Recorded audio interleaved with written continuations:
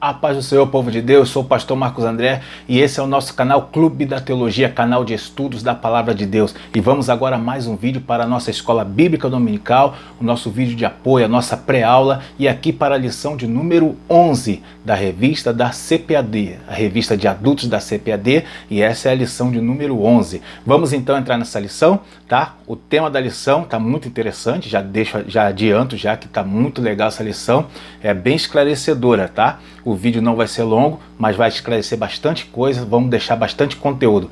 O tema da lição é os prejuízos da mentira na família. Esse é o tema da lição de número 11, tá? E já vamos entrar aqui no textuário dessa lição, que diz assim, ó. Textuário: não mintais uns aos outros, pois que já vos despistes do velho homem com seus feitos. Tá? Colossenses 3, verso 7.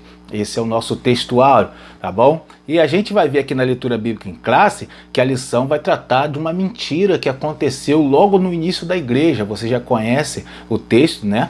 Que fala de Ananias e Safira, tá? Um casal aí que infelizmente resolveram mentir ao Espírito Santo e aconteceu tudo aquilo ali que você já conhece. Vamos entrar então nessa lição aqui, vamos para a nossa verdade prática. A verdade prática, ela diz assim, ó: a mentira pode até dar flores, mas não produz fruto para o bem.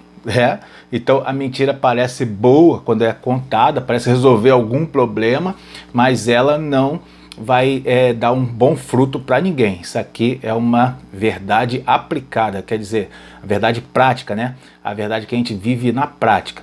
Bom, meus irmãos, então vamos a esse vídeo aí. Já deixa o seu like aí para abençoar o nosso canal, tá bom? Quando você dá o like aí, ajuda o canal aqui, né, o YouTube a divulgar mais o nosso canal, tá? E interaja conosco, deixa aí um comentário, vamos aí interagindo juntos, né? Bom, vamos nessa lição aqui.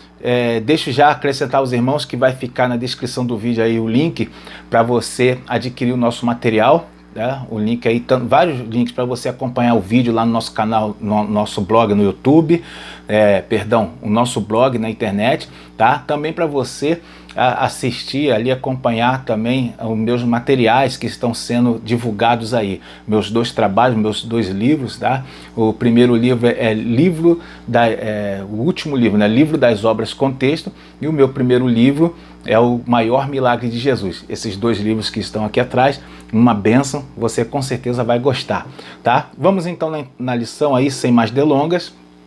Começando já com a nossa introdução, e eu quero já destacar aqui na introdução esse primeiro parágrafo que diz assim, ó: a história de Ananias e Safira foi marcada negativamente pela mentira que o casal proferiu no início da igreja. Tá? Então aqui ela fala daquela mentira, e você é bom, você que é professor, e você também que é aluno, dá uma olhada bem profunda aí na leitura bíblica em classe e se inteirar exatamente de que mentira está se referindo. Eles vendem uma propriedade, né? E aí eles trazem aos pés dos apóstolos, mas eles afirmam que o valor era total da propriedade, o valor que eles estavam ofertando ali na igreja, tá? E isso foi uma mentira, né? Obviamente, porque eles retiveram com eles uma parte do valor. E aí o apóstolo Pedro, já sabendo pelo Espírito Santo qual era a mentira, já foi ali e proferiu uma sentença de morte. E eles morreram fulminados. Primeiro um, depois o outro, né? Primeiro o homem, depois a mulher. Coisa terrível, tá? Mas vamos entender melhor isso daqui, né? Isso aqui, já de primeira mão, pode levantar uma dúvida, né? Uma dúvida de muitos, até teólogos têm muito essa dúvida. Novos convertidos, por que eles foram punidos com morte estando no tempo da graça? Por que aquilo aconteceu? Essa é a pergunta mais afiada que eu já vi até hoje acerca desse caso, né? Por que tudo aquilo aconteceu no tempo da graça e eles foram punidos com morte? E por que não está se punindo? Por que Deus não está também fulminando hoje em dia muitos que fazem até pior do que eles fizeram? São perguntas interessantes, tá? Professor, é bom ficar bem munido aí dessas explicações. A Bíblia, já devo acrescentar, a Bíblia não dá uma explicação clara sobre isso não, tá? A Bíblia não dá uma explicação muito aprofundada, muito clara. A gente tem interpretações teológicas, né? Bom, vamos então aí, tá? Eu espero que você vai acompanhando o vídeo, que no decorrer eu vou passar aí algumas explicações interessantes acerca desse assunto.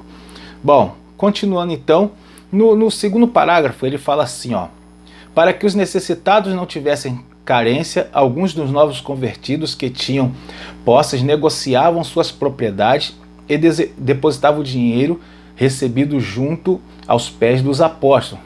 Quando fala aos pés dos apóstolos, quer dizer que eles entregavam aos apóstolos, né? Aos pés dos apóstolos é porque muitas vezes os valores não eram só em valor material, dinheiro, né? Eram coisas materiais ali que eles recebiam. Bom, e aí eles davam aquilo para oferta para a comunidade, depositavam aos pés dos apóstolos, porque os apóstolos administravam. E aqui já convém acrescentar o seguinte: não era uma obrigação eles fazerem aquilo, tá? Mas eles faziam porque eles se desprendiam, os primeiros cristãos, eles se desprendiam de tudo que era material, por causa de uma crença muito forte que surgiu entre eles, de que o Senhor Jesus voltaria por aqueles dias. O apóstolo Paulo, inclusive, vai corrigir esse tipo de pensamento nas suas cartas, mas eles acreditavam muito assim, piamente nisso daí, e aí muitos deles vendiam tudo que tinha, vendia e entregava, né, para a comunidade, né, entregava para os apóstolos ali, para a administração. Muito interessante, né? Bom, aqui no terceiro parágrafo ele fala assim, ó: nesse contexto o casal Ananias e Safira deixou-se dominar pela inveja e o desejo de chamar a atenção dos demais. A lição vai tratar disso, querendo chamar a atenção para uma espiritualidade, né? Eles vai e vende a propriedade deles e faz com que faz aquela mentira, combina uma mentira para parecer que eles estavam dando tudo o que receberam para a igreja, tá? Isso daqui é uma raiz de um mal no início da igreja, tá? Uma raiz que vai acontecer logo no início da igreja, e aqui a gente vai entender o porquê daquela punição tão severa com aquele primeiro casal, tá? Vamos lá então, continuando aí. Não se esqueça de deixar o like aí no nosso vídeo, tá? E de dar uma olhada lá no nosso material, tá bom? Eu também publiquei no meu blog, no Clube da Teologia, o subsídio para essa lição, tá? Quem quiser adquirir subsídio também é fácil, é só entrar lá no meu blog, no Clube da Teologia, que vai ficar aí o link na descrição para poder ver como que faz, né? Bom, primeiro tópico, uma conversão duvidosa. E o primeiro subtópico, ele lança a questão: por que uma conversão duvidosa? Está falando da conversão de Ananias e Safira, uma conversão duvidosa, e a pergunta, né, por que a conversão dele foi duvidosa? Vamos ver aqui no primeiro parágrafo, né, vale a pena nós meditarmos o seguinte, diz aqui, ó: porque as atitudes do casal não revelaram a transformação de vida alcançada pelo poder do Evangelho. E aqui ele está dando a explicação, né, por que foi uma conversão duvidosa. Porque as atitudes deles, né, não revelaram assim, que eles tenham alcançado, né, a transformação. Não revela isso daí. Então, por isso a conversão deles foi duvidosa. E aqui já tem uma primeira resposta. O porquê que eles receberam aquela punição tão rigorosa, né? Uma primeira resposta está aqui. Porque aquilo que aconteceu com eles ficou como um exemplo. Foi o primeiro, talvez esse aqui foi o primeiro pecado de mentira registrado na palavra do Senhor para a igreja que estava surgindo, tá? Foi o primeiro pecado de mentira, e aí aquilo ali não podia ficar daquele jeito, né? E aí eles foram punidos severamente como um exemplo, e até hoje nós temos o exemplo do que acontece quando a mentira ela impera no meio da família, uma destruição da família, tá? A tragédia familiar, né? Bom, vamos aí então no segundo parágrafo, e aqui tem algo interessante. O segundo parágrafo diz assim, ó: embora atraídos pela prática da igreja, simpáticos à causa do Evangelho, Ananias e Safira não corresponderam à obra de regeneração do Espírito Santo, tá? Aqui a gente vai ver que eles conscientemente vão menosprezar a divindade do Espírito Santo, né? Eles vão menosprezar de forma consciente. E por que a gente entende que é de forma consciente? O que significa isso? Eles conscientemente, sabendo que era o Espírito Santo de Deus atuando ali, eles vão menosprezar a ação divina. E por que nós sabemos que é consciente? Por causa dos milagres. Nunca se operou tantos milagres na igreja como na igreja primitiva. Eram milagres ali que aconteciam quase que diariamente, né? Textos sagrados falam da sombra, né, de Pedro curando as pessoas, do lenço de Paulo, tá? São milagres que aconteciam diuturnamente, e aí eles não tinham como ver aquilo tudo e falar que não era Deus operando, né? E aí eles conscientemente, diante de tudo aquilo, eles mentiram ao Espírito Santo, tá? Não podia ficar daquele jeito, era um perigo para a igreja se Deus deixasse aquela punição sem aquela transgressão sem uma punição severa. Era um perigo, né? Podia já matar a igreja no início. Mas aí o que aconteceu? Deus puniu severamente, e aí houve um grande temor no meio do povo por conta daquilo ali. Por causa disso, o evangelho se espalhou tão rapidamente no primeiro século, né? Bom, vamos então ao próximo subtópico. E o próximo subtópico, o tema dele é a comunhão na igreja de Atos. Aí vai falar como era a comunhão para a gente entender um pouquinho, né? O primeiro parágrafo diz assim, ó. Em Atos dos Apóstolos está claro que uma das características dos primeiros dias da igreja, entre outras coisas, era a comunhão, tá? A gente viu que tinha um trabalho assistencial, né? Tem até o versículo de Atos 2,42 que fala assim, ó. E perseveravam na doutrina dos apóstolos e na comunhão e no partir do pão. Esse partir do pão que está mencionado aqui era uma obra assistencial que se fazia, né? Onde diariamente eles, com todos aqueles recursos que eles recebiam, eles dividiam com os necessitados, né? Eles serviam os necessitados, os órfãos, viúvas, e aí era uma obra assistencial. E quem financiava essa obra assistencial? Não era o governo, não era a igreja de Jerusalém. Quando eu falo igreja, o templo, né? Não era o templo de Jerusalém. Quem financiava aquela obra assistencial eram os próprios crentes, né? Que se convertiam e doavam, faziam grandes doações, né? Vendiam tudo. Por conta disso, né, que aquela obra ficou, a igreja do primeiro século ficou muito conhecida por conta dessa obra assistencial, tá? Continuando então, vamos aí para o último parágrafo. Ele vai falar sobre Barnabé. Olha só, esse dinheiro tinha o objetivo de ajudar os mais pobres de Jerusalém. Um exemplo desse espírito da primeira igreja foi um homem chamado Barnabé. Aqui fala de Barnabé. Ele vendeu tudo, né, a sua propriedade, e ele entregou todo o valor aos pés dos apóstolos, tá? Na verdade não é que ele vendeu tudo, né? A gente lê o texto e vê que ele tinha uma propriedade e ele vendeu. E aqui a gente vai ver que é mencionado Barnabé, né? O texto não fala que foi por causa de Barnabé que Ananias e Safira eles tentaram, né, a mostrar aquela espiritualidade. Não diz que foi o exemplo de Barnabé, porque a gente sabe que havia muitos outros exemplos. O texto dá a entender que foi por causa de Barnabé, né? Muitos teólogos até afirmam que foi porque eles viram a atitude de Barnabé e aí eles fizeram isso. Mas havia muitos exemplos, não era só Barnabé. Por que Barnabé é mencionado? Porque Barnabé se tornou um grande evangelista, um grande missionário junto com João Marcos e o apóstolo Paulo. E aí Lucas, quando vai relatar isso daqui, ele vai fazer essa menção honrosa aí a Barnabé por causa desse grande feito dele. E aí, né, por causa disso daqui, muitos teólogos, né, nem teólogos, né, muitos eruditos da palavra, eles afirmam hoje que a igreja deveria ter a obra assistencial como uma prioridade. De fato, né, não estão muito errado quanto a isso, mas a obra mais importante da igreja não é a obra assistencial, é a obra de missões. Essa é a mais importante, é o ID, tá? A obra assistencial, ela pode servir como a obra assistencial ela vai servir como assim um suporte, né, para o ID, não é verdade? Então com a obra assistencial a gente cuida dos nossos irmãos em Cristo e também promove o ID de Jesus, tá? Essa é a grande realidade. Infelizmente nós vemos muitas igrejas hoje se tornando templos luxuosos, né? Na verdade, sem investir nem em obra assistencial e nem em obra de missões.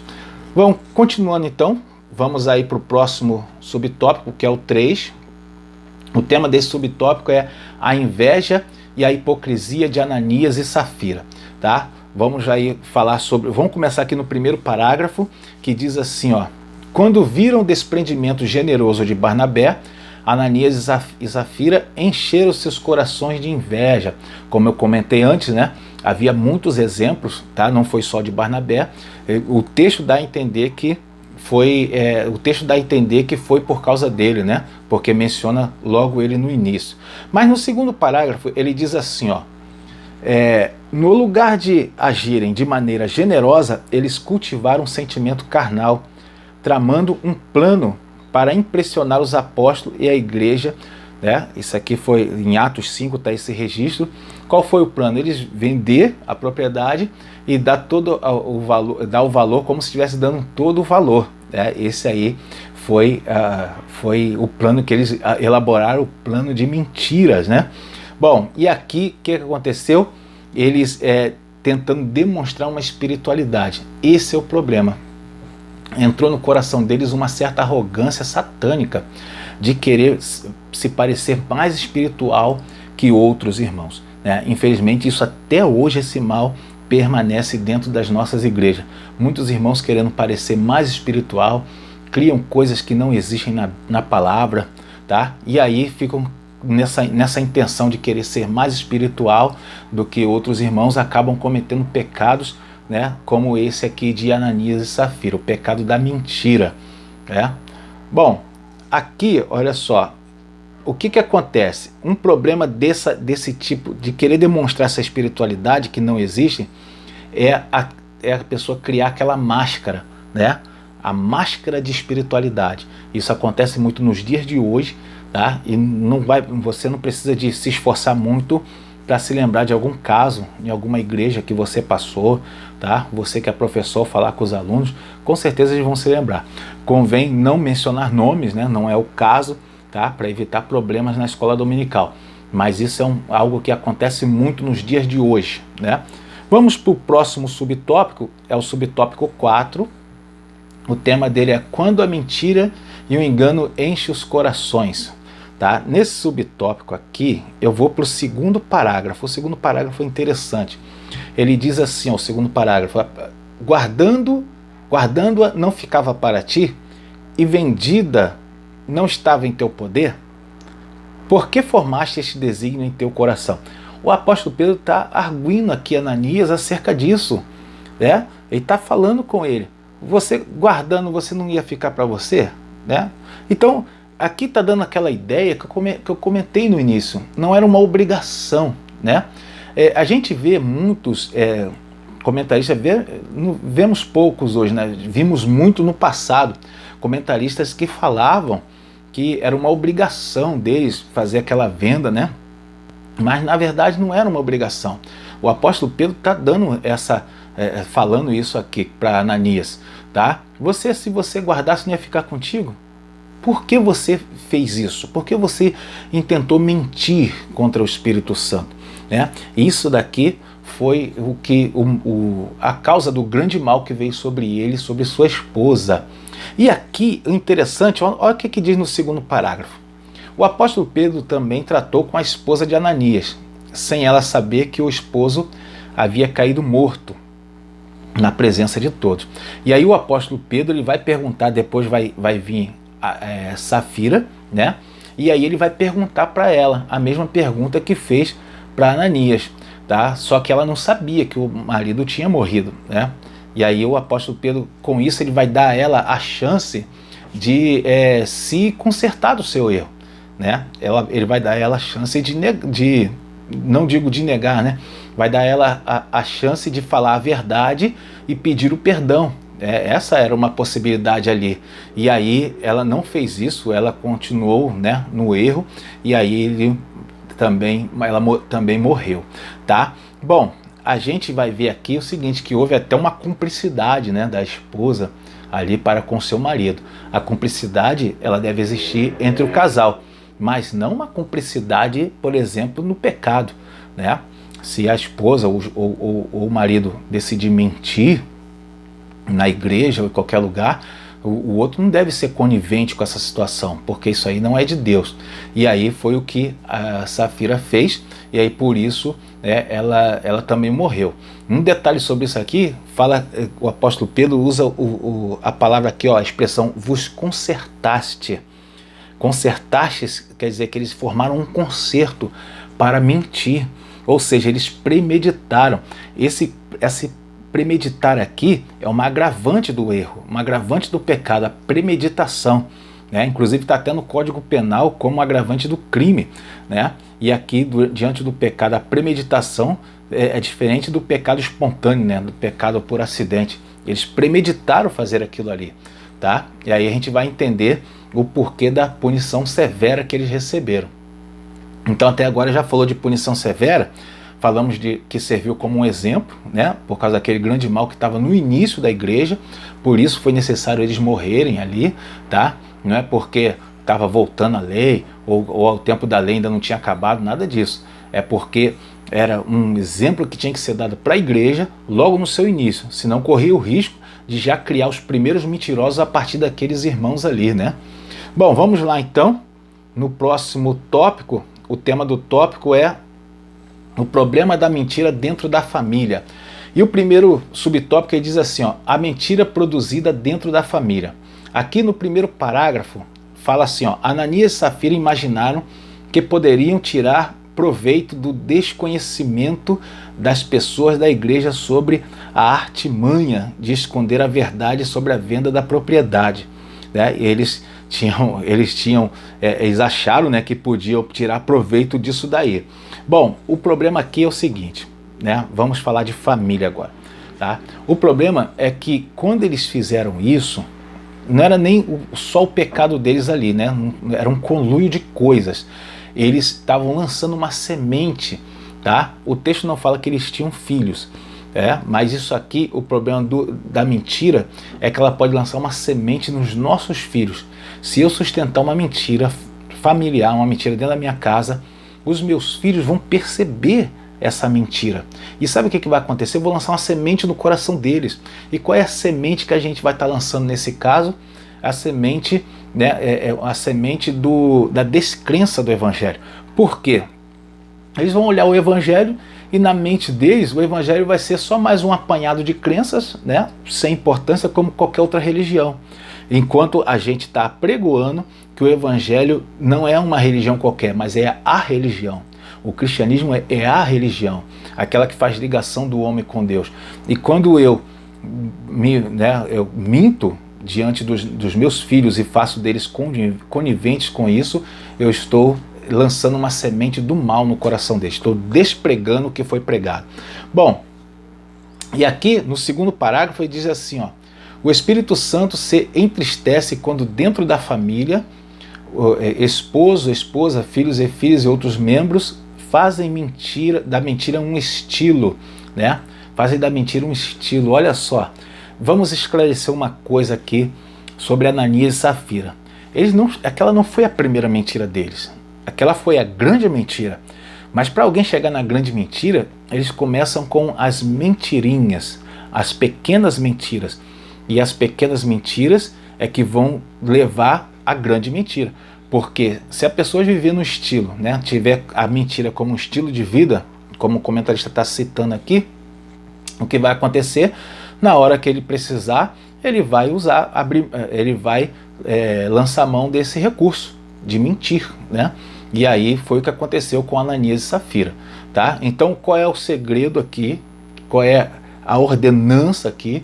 É você, eu e você, qualquer homem e mulher de Deus, não aceitar, não tolerar nenhuma mentira, seja grande, pequena, nenhuma, tá? Grave, menos grave, qualquer mentira vai produzir um mal na nossa vida, porque vai nos colocar num estilo de vida de mentiras, né? Bom, continuando então, vamos para o subtópico 2, e o tema desse subtópico é: quem faz uso da mentira está dominado pelo poder da carne. Ó, aqui, ó, primeiro parágrafo, diz assim, ó, em Gálatas, o apóstolo Paulo escreve que a carne cobiça contra o espírito e este se opõe à carne, né? Então, Paulo, quando vai citar sobre as obras da carne e o fruto do espírito, faz essa menção aqui.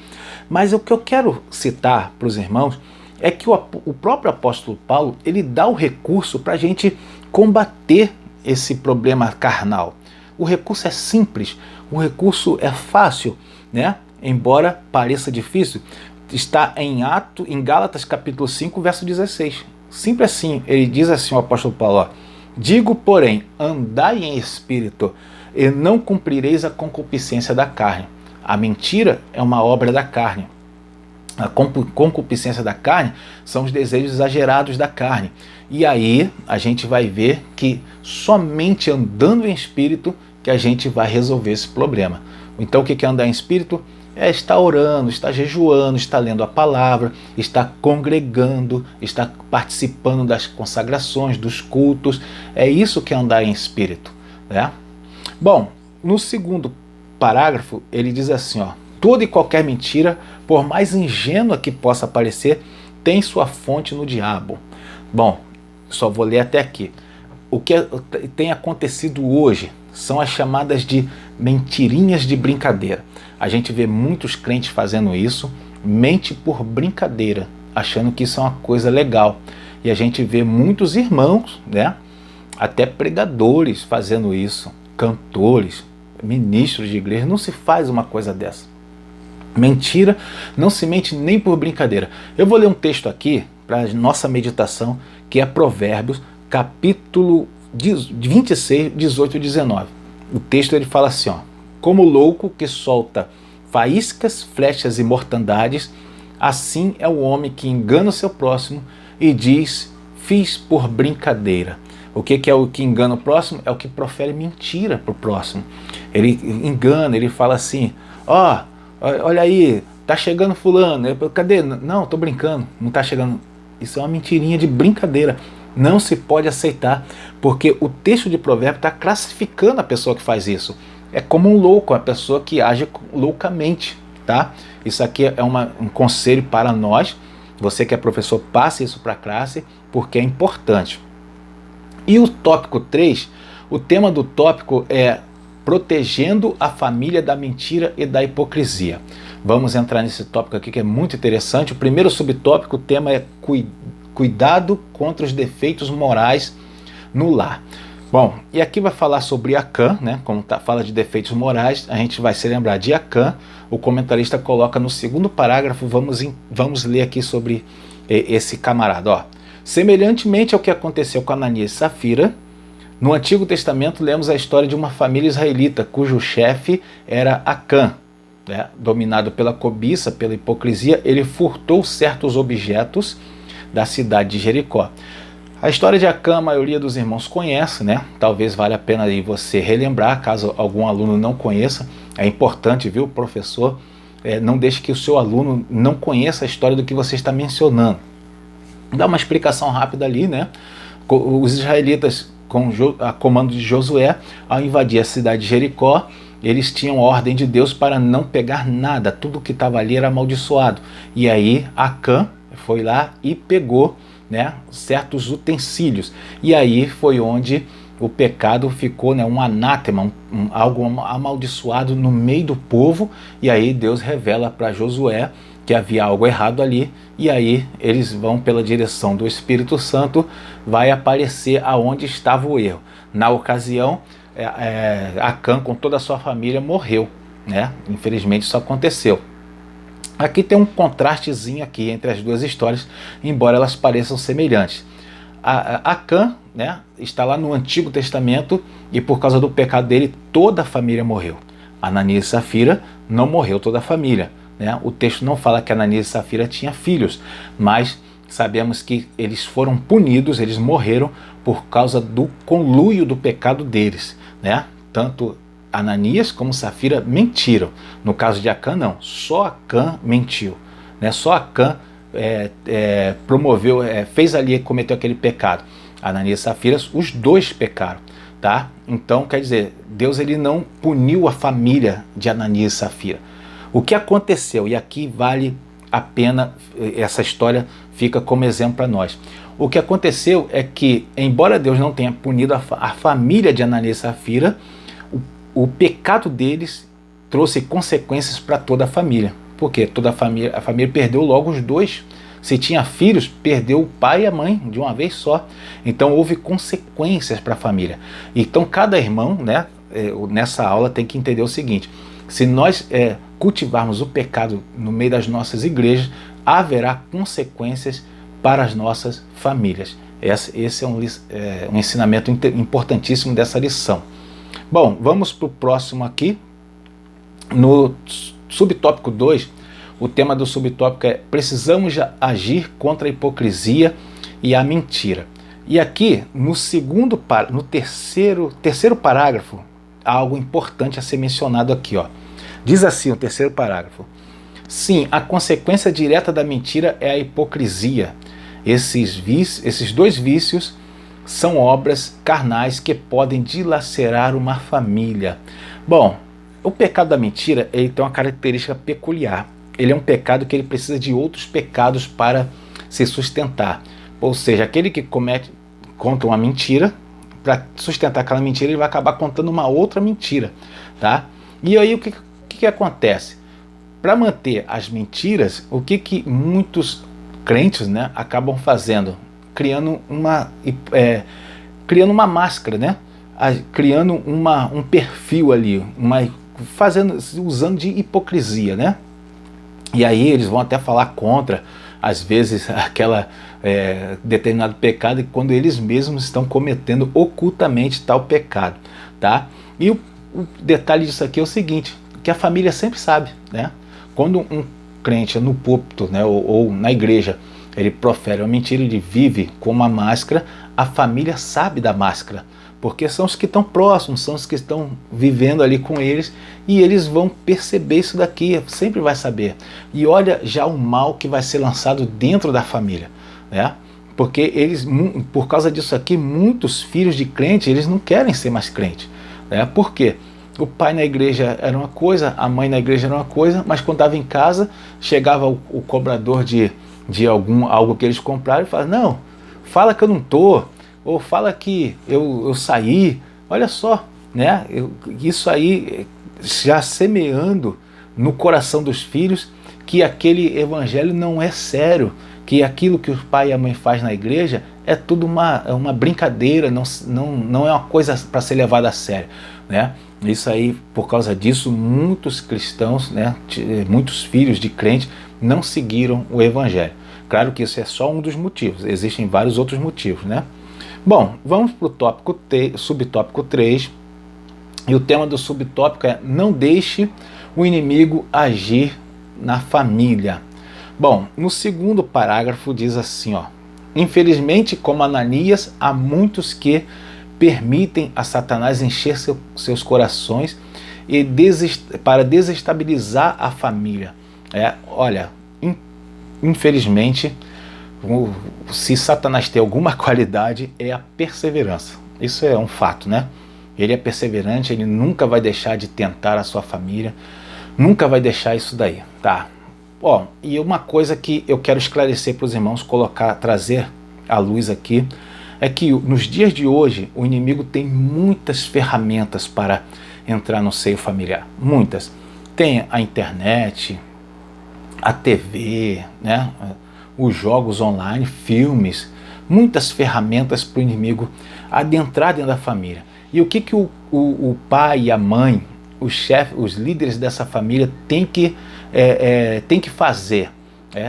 O segredo é a vigilância, tem que estar vigilantes, tá? E no caso aqui desta lição, especificamente, é estar vigilante quanto ao que sai da nossa boca.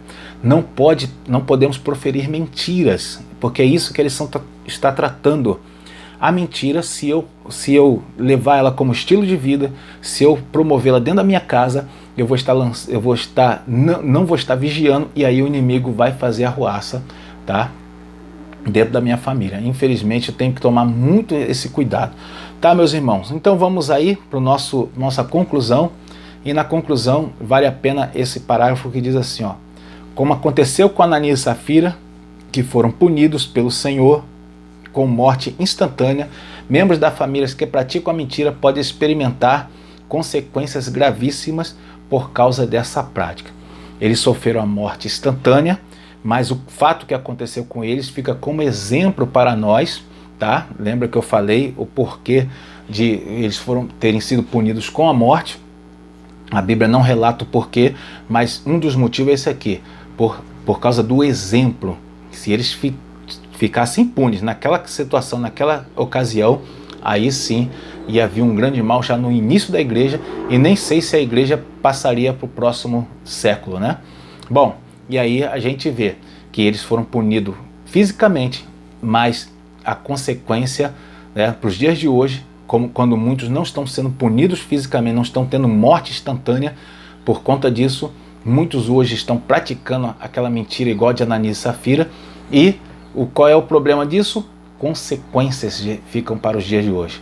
Temos o exemplo deles para aprender com esse exemplo, para não deixar que isso aconteça dentro das nossas casas. Porque, embora muitos não estão sendo punidos, mas muitos filhos, pais, né, sobrinhos, parentes, estão se afastando do Evangelho por conta da mentira e da hipocrisia, das máscaras de muitos homens e mulheres de Deus que tomam Santa Ceia dentro da igreja, mas se permitem a esse tipo de vida, esse estilo de vida aqui de Ananias e Safira. Amém, meus irmãos? Infelizmente a lição, né, ela fala de um problema muito sério que acontece nos dias de hoje, mas em nome do Senhor Jesus, não vamos deixar que essas coisas aconteçam dentro das nossas casas. Deus abençoe a sua vida, a sua casa. Até o próximo vídeo. Não se esqueça do seu like aí.